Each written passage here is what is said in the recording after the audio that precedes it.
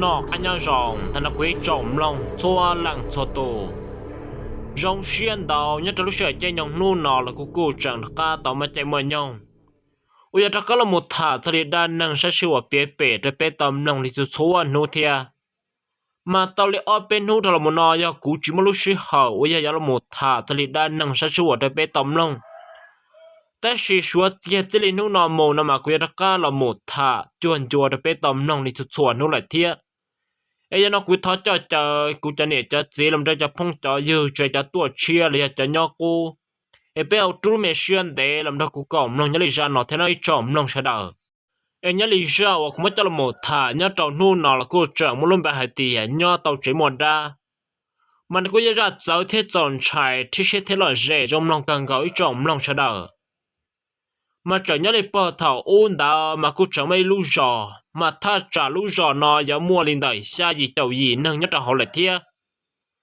ta chỉ nhất là lú giò nó quy lú giò cho tin nâng cô nhẹ nhau thiết chỉ tay đó là cô lòng nhau tàu trong cần cầu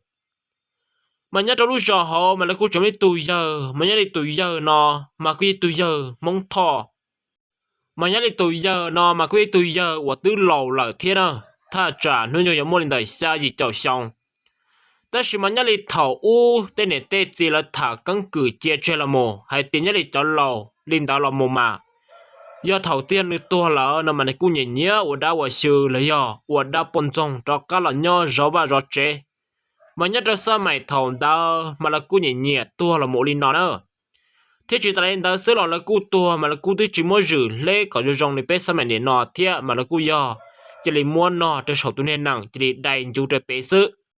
chế giờ nhớ lấy lũ chơi nhông đó mà tuyên tế là một trò tỏ cá nó nữa chế nhon lấy tụi giờ đó tha trả nên nhông giống lên đó cho trò ta lũ xong tứ dễ một trên đầu ít bộ lũ xong lại tiếc chế nhớ lấy xong đó mà dùng lấy ít xong phê phê ta do chế nhớ lấy là lũ rõ họ mà tê cho tin hàng lầu chứ trong ta kể sự chế tu tua tan thò chuyện tế tỏ cá sự chế tu chế sĩ tua kia mà tua xe là sĩ liệt sự mà nhớ trong lúc chơi đó mà nhớ trong lúc giòn đó mà lại cho giờ chơi ở mỗi đời giờ nâng gọi là một bê châu để nó cho nâng lầu giờ nhớ cho họ chỉ nhớ trong lúc sửa thòn đó chỉ nhớ trong lúc xong đó chỉ tua hắn nhớ cho phẩu lòng nữa chưa hay cho po cho giờ mà tua hắn nhớ cho ít phẩu giờ nhớ trong lúc sửa đó thế tất nhiên mà nhớ li chọn đó tua mố nó mà chọn đó cú mù đâu mù hú thiếu mù rong lợ tất nhiên nhớ li tụ giờ mong thọ nó mà này quy tụ tin năng và giờ thòng đây này tuần đó mà này nếu qua tao này lúc trên đây thì sẽ nhớ là tiền rong nhớ thật kệ cho nên cô thòng này tuần đó mà này cô chạy đây này cho mình tụi mình nhỏ hay tiền nhớ li giờ tiền đầu cú tuần đó là chị này giờ chủ mua cú cho một phòng cỏ rẻ nhớ tiền đầu và giờ cú tê các bạn chỉ tàu ấy cú đã cá tao là sai cú tê bạn tê chế là tiền tê bên này mình nhỏ thì tê mình tụi mình nhỏ sáng là sáng dữ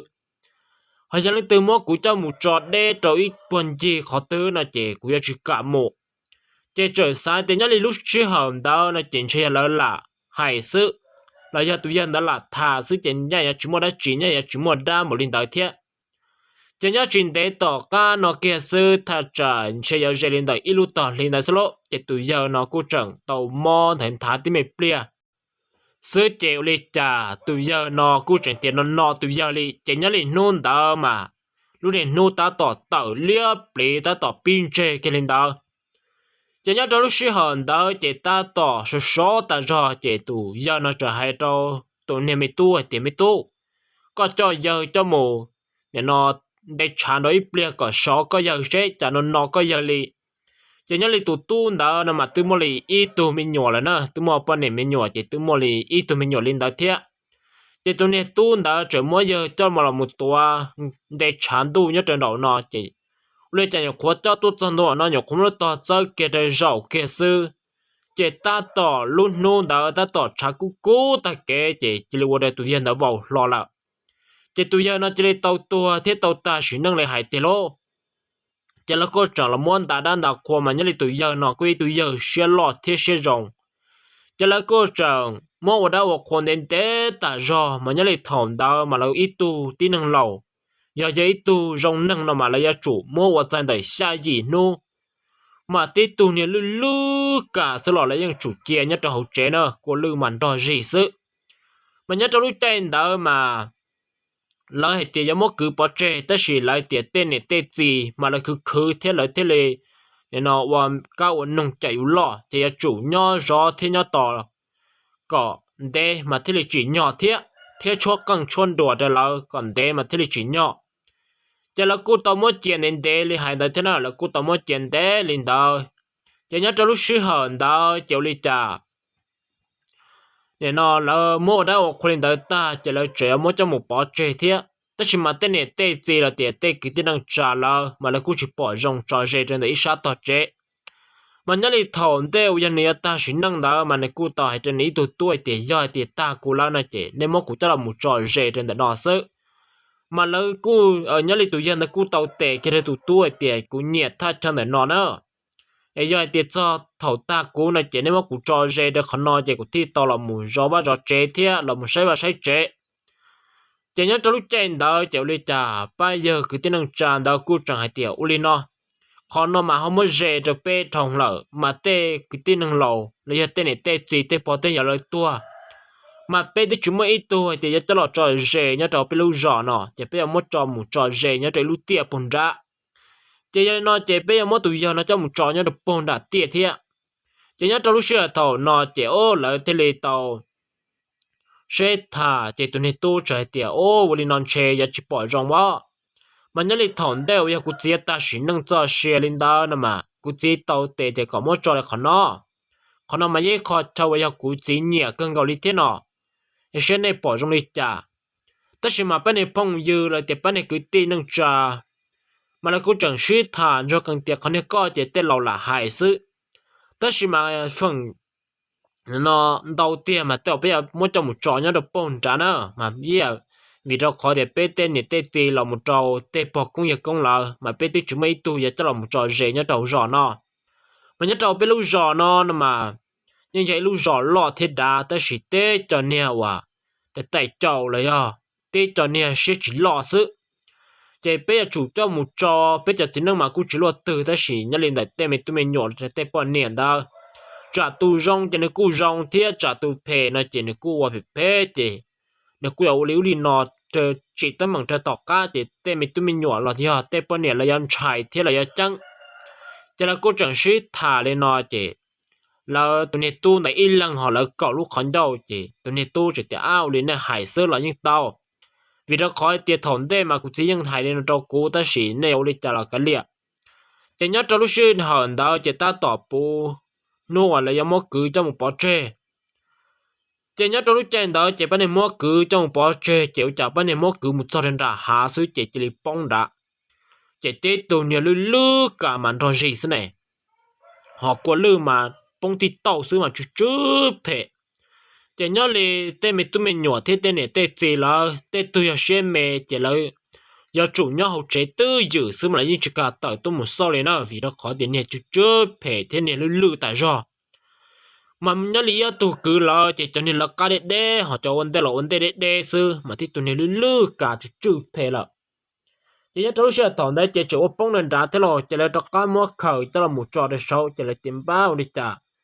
chỉ dùng lên nọ này chỉ là mua khởi cho một lò cho cá cho là một trò để dùng để sâu là cô chỉ cho cá ship ba mua khởi chỉ là cho cá mua cứ ở bên nhà chuột xong rồi trên đã hạ chỉ là cho cá bông nắm plot trên đã thia chỗ lợi xa chỉ bông cho li ô lử bê lử là chỉ lợi xa chỉ tiểu ô thì nó chỉ tới rồi nhưng chỉ cả một đá tia chỉ bê một cho một dài trên là khó vậy do nhà nó tụt tu hành đá tia sẽ nó trong đi trả mà nhớ trong sự thòng đó mà là tụi cho nâng một khơi khó để nó được bông ra lại nè chỉ là chỉ cho cá cho nâng một chậu bán nên ra lọt cho chỉ là chỉ là một khơi luôn là khó nhớ dễ trên đấy sao to chế chơi giờ ta trả đây là cầu mẹ đi đã slo để chỉ mua tụ chi để cho là mù phao lên để cho là mù dày kia trên đó thế chỉ nhớ trong lúc xưa thằng đó mà ya thằng nhóc không phao chút chia nên đó mà cũng chỉ bỏ mua ra chỉ thế mà lại người quê tụ tin năng rong thế này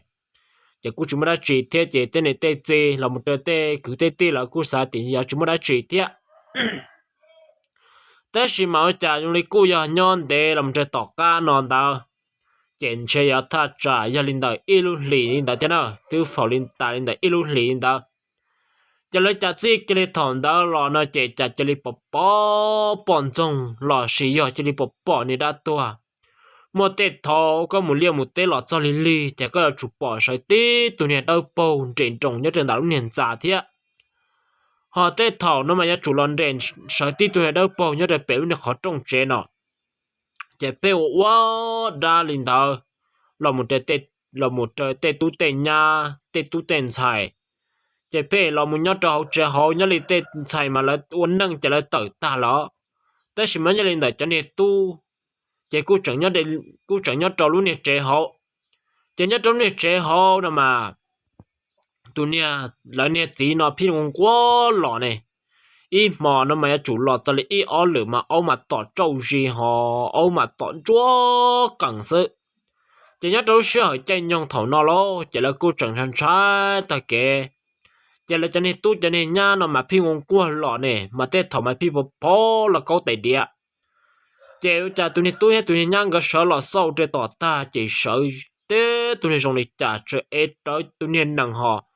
dùng để trời na tới cho nên khăn trời tua thằng đạo ngồi giờ là mất khó đầu na mà trời sợ tí tụi này dùng để trả nhớ đầu tỏ nọ mà ôi phi sợ là phi cùng đã chỉ mà li lu họ là nương phi non này đã chỉ mà li bỏ lì họ mất căng lúc xí hở tụi tôi thế tụi nhang cái mũ leo tê lọt cho mà cũng là một tên là câu tài địa và bóng ta họ muốn được có chú lùn chia chú phèn chia sư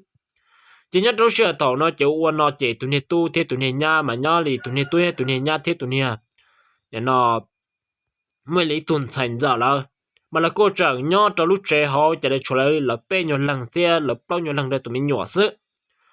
chỉ là cô nhớ chỉ tàu lo nhớ lấy chọn xài lo là cô muốn nâng ta nhớ lấy chọn tu lo là này cô tàu vào tàu chế ta đi là chỉ nhân u quá liền đó là một tàu liền đập bếp bao luôn lì chỉ ô là nhớ chỉ tàu lô là nhớ chỉ tàu chỉ nhớ để thảo mà cũng bỏ sợi tí tụi này đâu bầu thật thông giờ là muốn chơi khá mà chơi giờ tụi này lăng gì kia ta mà chuyển đi bằng cơ gà cho là một tàu liền là tên đại thiệt但是嘛chuyển nát tê chỉ khán giả của tuổi đó chỉ là mình nhớ đâu sợ nó chỉ là cú tàu lúa chỉ là cú trở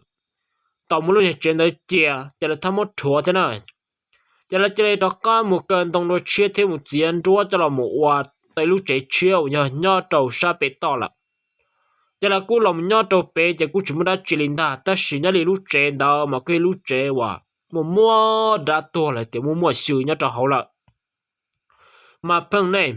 mò lọp phá là có tài điện mà ô pin nó là có tài điện đó ít mò nhớ trâu hậu nữa mà nhớ lì thầu giờ cho tôi thấy cho nhá đó tại lúc này chạy hậu mà lại chuối cho nhiều bản lệ là sử dụng là chuối cho nhiều và nó có tài điện mà là tự chuyển chạy ta thế mà vì cho khó lên chân trái cả cho lúc trẻ họ là chỉ cũng nhớ chuyện để tỏ ca nó chỉ là cũng chẳng lấy tu mà nhớ lấy tu nó mà lấy tu chùa thật rõ nhẹ thế nè lấy tu chùa thật rõ nhẹ thế này tê gì cũng cho này chơi bớt thằng mẹ chỉ cũng đòi này lo thế chính giờ là nho là do là muốn cho tê phao là nho lo lên đó chị nếu họ cố chỉ tao tao chế thì chỉ là cố nhún chú người ta rồi nhún chú thì chỉ chế người chế tụi này tôn chùa nó cố chẳng đặc ca là muốn nhau trong lúc chế họ chỉ là muốn nhau họ tự họ lấy chế nhau họ tự họ lấy chế muốn đi tụi giờ để chế tiêu ô mệt nhọ rồi thì có muốn nhau họ tự họ là hay có thêm muốn nhau họ tự họ lấy chế có xin là chế có chỉ sang là chế có cùng nhau lúc này chế bé mà cố chế rong cơ họ chỉ nhớ lúc xưa thằng đó chỉ tụi này tuôn chùa nó cũng chẳng được cái là một sai luôn này chế ta chỉ tụi này tuôn chùa chế tiểu ô luôn này chế nó giờ luôn này chế hoặc lại tiểu muốn muộn đa nó sư tất nhiên mà nhớ lại tụi giờ đó cũng chẳng tiểu tất nhiên mà có giờ muốn nhớ lại lúc chế luôn này nó chỉ mua là lại chỉ nhớ lại tụi tuôn chùa nó xa chỉ tụi tuôn chùa nó chế được cái tàu một tụ luôn này chế đó chả muốn thua các bạn truy tàu muốn chơi và chơi chế tới hậu mà chả đủ lụt chia họ mới tên nhỏ bản lệ họ tụ rong là chỉ nhớ lại tụ tu nó cô tàu muốn nhau đâu trên đó chỉ cô nhau chỉ cô chỉ muốn đã chỉ chữ sĩ tiếc nếu cô nhau nửa lên đó ta chỉ muốn tên mò là giờ mua cần mò lên đó mà nếu chủ nó giờ nên nó phá là có tài địa là sử dụng là muốn nó đã chỉ mà bim bỏ hàng của li luôn như để tọt ta thế chỉ có chẳng lý mòn đó chỉ nhớ lý tụ tuôn chùa nó cũng chẳng được cá tàu sợ vì nó có tiền được pin nó cũng li lu tao nó họ này pin nó dùng để qua ít xóa keo thì nó sẽ tỏ ta thế ạ chỉ cho cháu xe tỏ nó chỉ tụi này tôn chùa trẻ tập lại nhất là họ trong sau là hẳn tu chả tụi giờ nó tụi trái tí tụi cây họ lòng con trái nhất cho tỏ ta chỉ con trái chúa tàn thọ chỉ mất bỏ thẳng để tỏ lại chỉ lấy cho cả một tí tụi này rủ gì nên đi bà plon đại để săn đầu lại thế chỉ là mình nhớ cháu chạy nó chỉ ô để tụi tu nó mà con trái hàng nào để tụi tu nó cô chỉ bao nhiêu họ tích cái là chỉ tụi tu nó sẽ tờ chỉ tụi tu nó là một bự thế là mình nhớ cháu lúc trẻ họ chỉ nhớ chỉ chuyện đấy tao cá nó sao đó chỉ tụi tu nó nhớ chỉ dùng lên tụi tu là nhớ tàu thế lo tụi tu nhớ chỉ phiêu ở ra lo thì phiêu bòn trong lo mà nhớ mà để thầu con chia chả nó ta sung đi sao đó但是嘛，个不呢，等下咋看这个这啥到底没trả lo nó sẽ chỉ có tiền lòng chơi để tỏ ta là do để tỏ tên họ trong cha sẽ chỉ những bỏ sợi tê tuần dùng để trả nhất tí bỏ để tỏ thiệt họ nhớ tụi tê ta mò có chẳng sao tí bây họ lọ nó xứ mà nhưng nó phò lọ lại thiệt chỉ nhớ từ nhớ linh đạo chỉ nhớ đi tụt tu nó cũng nhớ chỉ tàu thiệt chỉ tụt tu nó cũng chẳng được cá tàu tàu đu chơi nó có một thò để nó thế xin giờ muốn cho lại nhớแต่สิมาแล้วเจ๊ตาจอเจ๊ไม่ได้อีหมอนดาวเจ๊ตัวเนี่ยล้อเทียตัวจริงจังก็เจ๊เยอะเจ๊ตะการตัวหมูปืนยังจะเป็นลูกเนี่ยเจ๊เป็นเนาะวันนี้ใจตัวหมูจอเจ๊โอ้เสียเจ๊ตัวมันขอต้องปาอยู่ร่องไหนเราสาวจ้าเจ๊ตัวจอเจ๊เนี่ยขอต้องเลยตัวมันดาวตาขี้ตาใจยังกล้ามุจอได้ต่อจ้าจ่าเยอะก้าตั้งในโซ่จ่าปอลึงตือปืนตีตัวนี้ตรงนี้จ่าได้โซ่แต่จะมุ่งยาวรอป่านาดูจะปืนติดตัวเนี่ย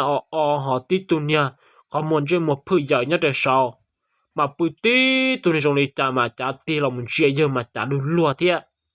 จะเนี่ยเจ้าเชี่ยถอนอจะหนึ่งชายจะหนึ่งจะเรียกว่าเตือนจังจะเติบเปล่าจะหน่อยร้องจะเรียกเคียร์ก้าวเราหมุกคงเนี่ยจะด่านเนี่ยเราที่สินจะเลยต่อเจ๊จะเนี่ยเรียนได้จะลูกเจนได้จะคุยลูกเจหมดได้เทียจิตเรียนได้เราเต้นเนี่ยเต้จีเราอีจือปอดได้ปอดชื่อเนี่ยจะรู้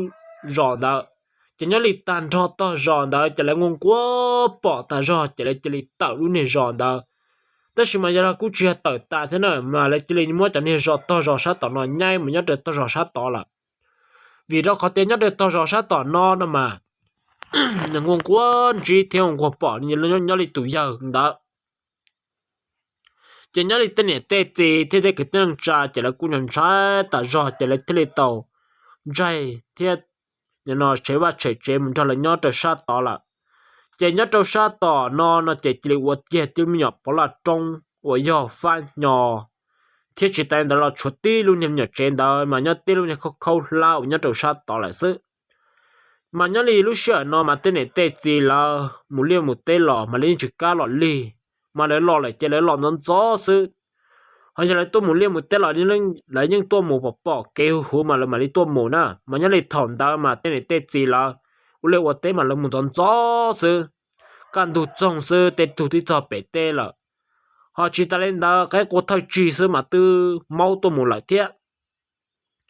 họ lấy một tết lọ lấy lọ cho tròn đồ thiệt lấy một tết chỉ ta trả vô cho lên đạo hòa chỉ trò mong mà lấy lọ tọt tê lọ họ tê thảo nó mà lấy chú mong này thì là phong chỉ lúc nô sẽ tê tê nô ya bỏ hoa lên đó ya chỉ bỏ nô nó mà lâu qua tê chỉ mình tứ trộn tu kia nữa khó mua cho mà đi lọ tọt lọ sự chỉ nhớ cho lúc chạy đó chỉ lấy tê cho này cho gì mà lấy tê cho nhiều à mà mau mòn tu xem nào lấy lọ một tê lọ trộn tu họ phải đã chỉ lọ như lọ trộn tu sự họ phải là phải đón gió ta rõ chỉ làm nhớ lúc sơn đó chỉ nhớ lúc rõ nhớ lúc to rõ sát tao nói chỉ lấy pha nhỏ chỉ lấy những chi nó chỉ nhớ lấy tụi dân đó là mình nhớ họ chỉ dùng lấy do này chỉ lấy một pha tới cho nhau đã từng đã cổ cho trâu là mình nhớ lúc rõ lấy chỉ là mình nhớ công số trong đó mà có lò giờ tiền tết thầu có lò thiết có mùn gió mà có chủ bỏ sợ bơ lu nhớ tỏ sự chéo liên là hay nhớ trò lúc sợ non xe ăn được mùi dầu tàu cái ti phong dư lòng tròn này nho và kể nhớ tròn ta là dâu chả mà nhớ trâu xuồng đó chỉ thấy lúc xuồng thì chia ta cho là nó chỉ nhớ trâu xuồng đó lòng trời bù xuồng tất cả nó chỉ là chỉ mua xuồng đó cho chơi chỉ là chỉ tôi mua ô liu tê thế là chỉ tao là cho cái men đó là chỉ là chỉ cho các thủ tới cho chiêu giờ nhớ được bồn đã nó mà đi lan chơi không được bù sau lại sợ chỉ nhớ lý do nó chỉ cũng mua cho là một thả cho chơi nó sư để tê rồi và thế chỉ xí thì nhà này anh chỉ cho mấy cái nó cá nhau rồng nhớ trong sữa nó thiệt sợ đã nhớ rồng ít trộm lòng sợ đã